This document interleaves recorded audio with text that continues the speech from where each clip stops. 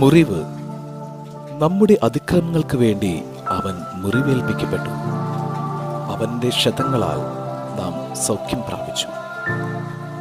ഒറ്റുകാരൻ അവർക്ക് ഒരടയാളം നൽകിയിരുന്നു. ഞാൻ ആരെ ചുംബിക്കുന്നുവോ അവൻ തന്നെ.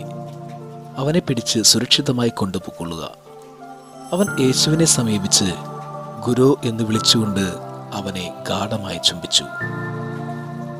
ശത്രുവിൻ്റെ മൂർച്ചയേറിയ വാളിനേക്കാൾ ആഴത്തിൽ മുറിവേൽപ്പിക്കുന്നത് സ്നേഹിതന്റെ ചതിയും വഞ്ചനയുമാണെന്ന് ക്രിസ്തു ഓർമ്മപ്പെടുത്തുകയാണ്.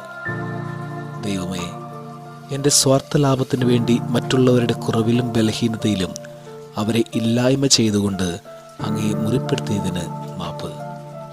ഇനി സഹോദരങ്ങളുടെ കുറവിലും ബലഹീനതയിലും ചേർന്ന് നിൽക്കുവാനും അവർക്കെതിരെ വരുന്ന പ്രശ്നങ്ങളെ തരണം ചെയ്യുവാൻ അവരോടൊപ്പം ആയിരിക്കുവാനും എന്നെ